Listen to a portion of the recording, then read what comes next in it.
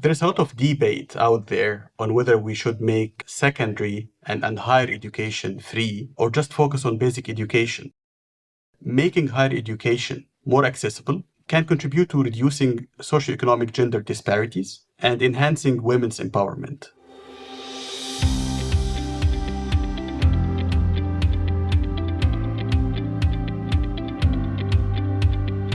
Welcome to VoxDevTalks. My name is Tim Phillips.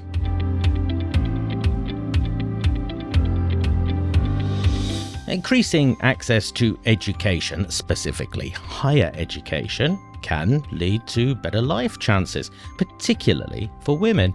But how large is that benefit and what exactly changes? Ahmed Elsayed of the American University in Cairo is one of the authors of a study of the impact of the expansion of public universities in Egypt. And he joins me now. Ahmed, welcome to VoxDevTalks. Hi, Tim. Thank you. In the Middle East, North Africa, where you are, how much has access to education increased in recent years? Access to education in the Middle East and North Africa region has seen significant improvements over the last decades. While the specific progress differs among countries within the region, there have been notable advancements in expanding educational opportunities. This has been obvious in terms of enrollment rates, not only in primary and secondary schooling, but also university education. There has been also improvements in gender parity. Many countries in the region have made strides in improving girls' access to education, including promoting policies and initiatives to eliminate barriers and provide equal educational opportunities for the two genders. Studies show that the region has made huge progress there compared to other regions in the world, with women's education increasing by more than 6 years between 1960 and 2010. In fact, in some countries, women have even surpassed men in terms of educational achievements. If you go around in the region and visit schools or universities, you won't find it surprising that girls exceed boys in numbers in most of those. And we assume that this is good. I think it's a fairly safe bet to assume that this is good. But in what ways does this benefit society? What more do we need to do? Actually, improvements in access to education have generally several positive implications. It empowers individuals by providing them with knowledge, skills, and opportunities for personal and professional growth and development. And this in turn contributes to their social and economic empowerment. It also has direct positive impact on economic development for the whole society by enabling individuals to acquire the skills needed for employment, entrepreneurship, innovation, thus fostering economic productivity and reducing poverty. It also has an impact on health and well-being. We all know that education is closely linked to improved health outcomes. It enables individuals to make informed decisions regarding their hygiene, health, nutrition, etc. Last but definitely not least, it has also implications for social cohesion by encouraging tolerance, critical thinking, and understanding among people, leading to improved social harmony and peaceful coexistence. However, despite the progress made, several challenges still remain. I named two of those. Quality education, while access has improved, ensuring quality education is essential, and efforts should be directed towards enhancing curriculum development, teacher training, and the availability of learning resources, etc. This is one area. The second area is expanding and improving technical and vocational education, which can help address the skills gap and enhance employability. I believe addressing these challenges requires a multi-stakeholder approach involving governments, civil society organizations, international partners, and communities, pretty much everyone.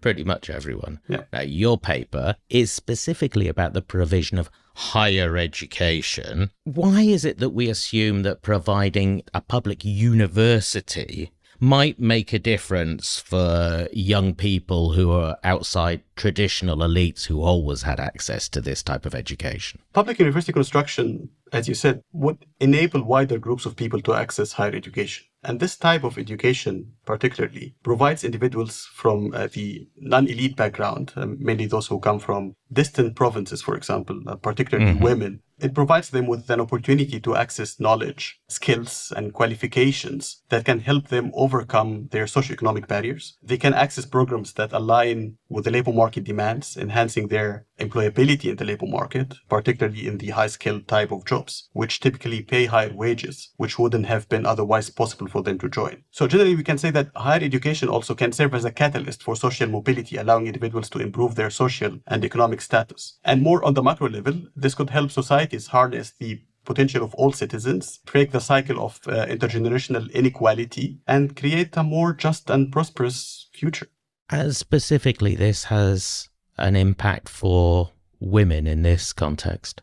I forgot to mention something, like despite the improvements in education attainment for women in the region, which we talked about earlier, the region unfortunately remains one of the regions with the weakest participation of women in the economy. So female labor force participation is extremely low, with no much progress over the years. According to the World Bank, recently in 2021, only 19% of women participate in the labor market. And the literature deals with this as a paradox. They call it even the MENA paradox. The paradox between women joining the education institutions, getting high degrees, but not joining the labor market on the other hand. One potential reason for this is the traditional gender norms, which are mainly societal expectations and cultural norms which shape perceptions of women's roles in the society, and prioritizing women's responsibilities within the household, and place limitations on their mobility and participation in the public sphere. In addition, there has been for a long time strong gender bias in favor of sons over daughters when it comes to investing in their education and investing in their future in general. Therefore, policies that aim at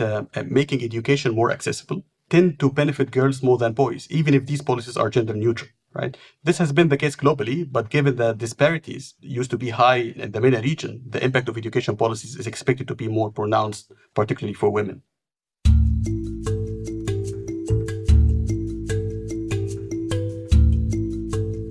From Cairo come these first authentic pictures of the bloodless coup by which the army took over control of Egypt. The declared aim was to stop corruption. To the ordinary Egyptian, the change is welcome, and it seems that Mohammed Naguib is assured of support at home. Your paper tells the story of a program to create more public universities in Egypt. When does this start? When was the program created? Why was it created?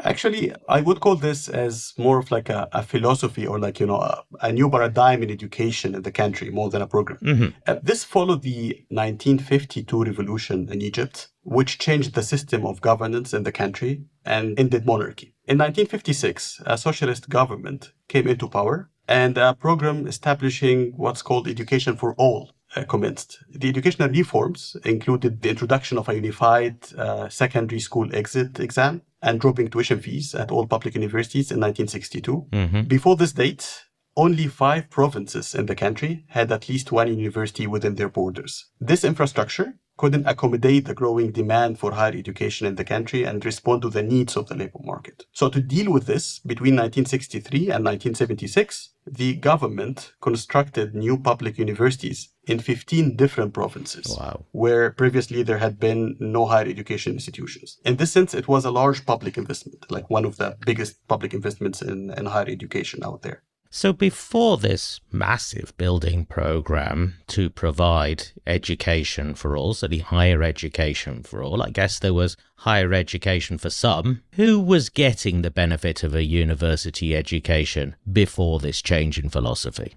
This was more of education for the elite. As I mentioned, only 5 urban provinces had universities. Most of those were with high tuition fees, and only rich families used to send their kids there. Of course. So if you are from these areas and you are rich enough to afford the tuition fees, you will be joining easily. If you are from another distant province, you would need more expenses in this case, like tuition fees plus accommodation or transportation. In addition, gender norms played a big role there. Like families used to send their sons more than their daughters. So you need to be like a boy and you need to be rich.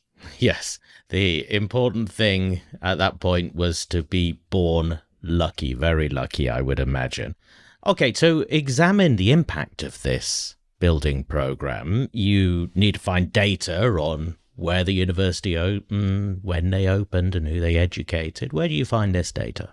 The data on universities were not easy to find. So to get comprehensive information on higher education expansion, we needed to construct a novel data set that contains information about each university in the country. And the collected data included information on the year of construction of the university, its location and fields of study. Luckily, in Egypt, a national presidential decree announces the opening of each university or a university branch is a need, like is a must for establishing this university.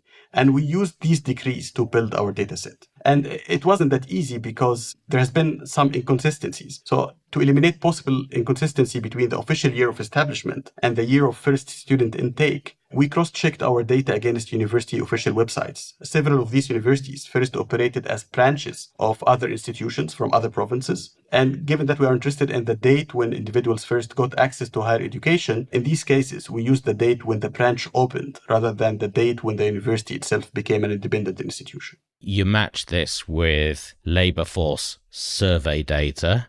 Luckily, that did actually exist, and that shows migration and marriage and fertility data as well. Now, I can imagine the use of marriage and fertility data in a context we've already talked about. What's migration capturing here? Prior to the establishment of local universities, individuals had limited options for higher education within their province. So they had to either commute to a neighboring province or move to another province entirely. Therefore, constructing a university in the same province is expected to decrease migration for the purpose of study. So it's more of a channel, if you want. So we show that migration, indeed, for study purposes, decreased significantly as an outcome of university construction, and that most of this decline in migration, if not all of it, comes from boys, not girls, which suggests that migration prevailed as a channel for obtaining higher education, mostly among men, before local universities construction. Right. And this suggests that despite the small impact of university construction on men's higher education attainment relative to women, men have benefited from the policy by switching the location in which they pursued higher education from universities outside their provinces to the newly established local ones, thus saving on moving and commuting expenses. You're trying to find a causal relationship from the provision of higher education to these labour force social outcomes. But if universities were being opened all over the place, as they were, and there's a lot of change in society that's happening, how can you find this causal relationship? Luckily for the purpose of this study, there has been gradual implementation of university construction. As you can imagine, Tim, constructing universities is costly, right? So the government hasn't established all these universities at the same time. They have been gradually constructing those across different provinces, and the plan back then was to construct one big university in every province. So this gradual implementation of the policy enabled us to compare different groups against each other, comparing groups that are exposed to higher education. So if you are young enough to benefit from the university that was constructed, I'm comparing you to someone who's too old to enroll at this university, and also comparing you to other unlucky people who are in other regions that didn't have universities yet. So the process of having to wait, as you say, was unlucky for some groups, but it gives you the opportunity now to see how similar people, their outcomes differed because their universities were opened sooner or later. So let's have a look at what you found. First of all, the impact of the construction of a university on the region, of the probability of people receiving a degree for men and for women in that region. Did that change? Yes, we found positive impact on the two genders, but the impact was much more pronounced among girls. So before the policy, only 14% of women had higher education degree, like university degree, and this increased by 4 percentage points, which increased the share to 18%, which is kind of like close to 30% increase overall among women. For men, it also increased, but not by that much. Like it only increased by 6%. But men benefited, as I mentioned earlier, in terms of like switching their places of study to their local places instead of having to switch province and go somewhere distant to receive higher education. As you mentioned before, it's one thing to get the education, it's quite another to see that reflected in labour market outcomes. Were there differences in labour market outcomes? We investigated the impact on several labour market outcomes, and we found a very strong impact again for women. Female labour force participation increased significantly by about 13%. Also, very interesting, the type of job improved, mainly being employed in a white collar or being part of a top management team in a firm, also increased significantly for women. I see. We found positive impact there for men also, like for these type of jobs, but again, the impact was much, much more pronounced for women. And you were tracking fertility and marriage outcomes as well. Was there a difference here that you saw?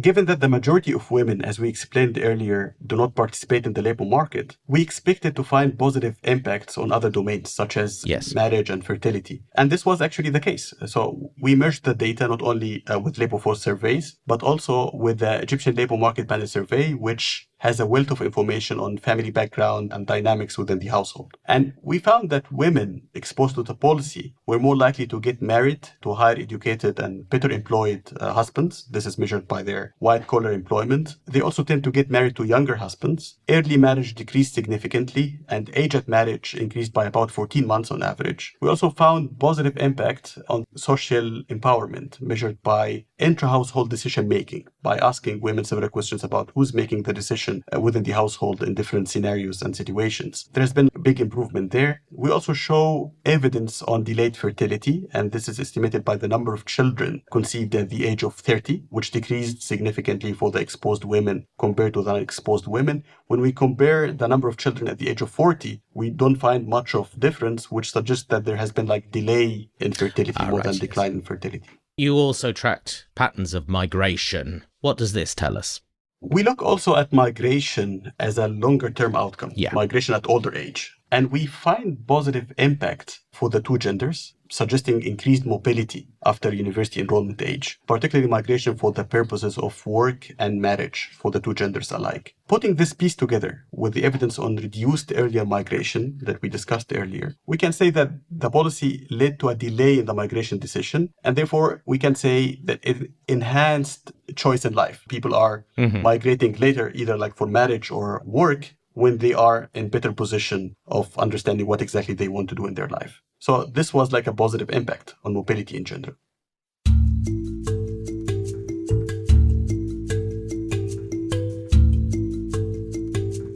So these seem like the sort of results that an optimistic policymaker might be looking for. But let's pull them all together. Can we conclude that this change in philosophy in Egypt successfully expanded access to education locally and particularly for women?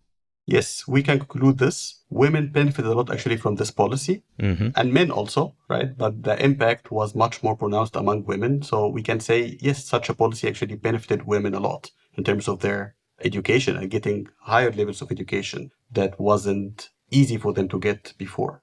And we can also conclude that for women, that positive impact, it goes across jobs, it goes across delayed marriage, fertility choices, those sort of empowerment that we look for from policies like this. Exactly.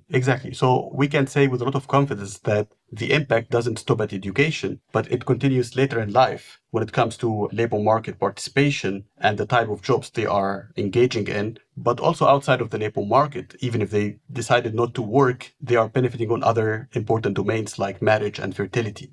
Now, you tracked mobility in the physical sense, but Ahmed, can we also say that this has had a positive outcome on social mobility for some groups in Egypt? Yeah, unfortunately, due to lack of data on the background characteristics of individuals, such as the education of their parents, for example, or family wealth or household size, this study didn't address the characteristics of those who benefited most from the policy and whether the policy was successful in enhancing social mobility in the affected regions. So this is something actually we can leave for the future research. This change happened in Egypt some time ago because of the particular political social situation. Can we use the results that you have been able to obtain to say that for other countries in Middle East or North Africa today or beyond there, that using similar policies to expand public higher education might achieve similar results? I believe the findings could be of particular importance to several low and middle income countries. There is a lot of debate out there on whether we should make secondary and higher education free or just focus on basic education, given the limited resources and given that we're not there yet with ensuring basic education for everyone in low income countries. And as you pointed out, these are very expensive policies to implement. Exactly. So this paper in this sense, sheds light on the nexus between higher education, migration, and marriage. And it underscores the crucial role of higher education in shaping various aspects, particularly for women's lives, including their labor market opportunities, marital prospects, and mobility. So the main message for policymakers would be that making higher education more accessible can contribute to reducing socioeconomic gender disparities and enhancing women's empowerment. And therefore, this could pave the way for more economic growth and faster development, which is extremely important for all developing countries and not only the MENA region. It's very interesting to find such a clean, natural experiment, and it's very interesting to talk about it as well, Ahmed. Thank you. Thank you, Tim.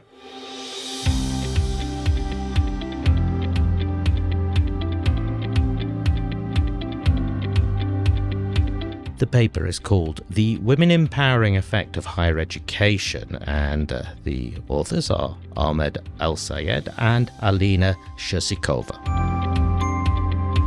It was published in the Journal of Development Economics in 2023, volume 163.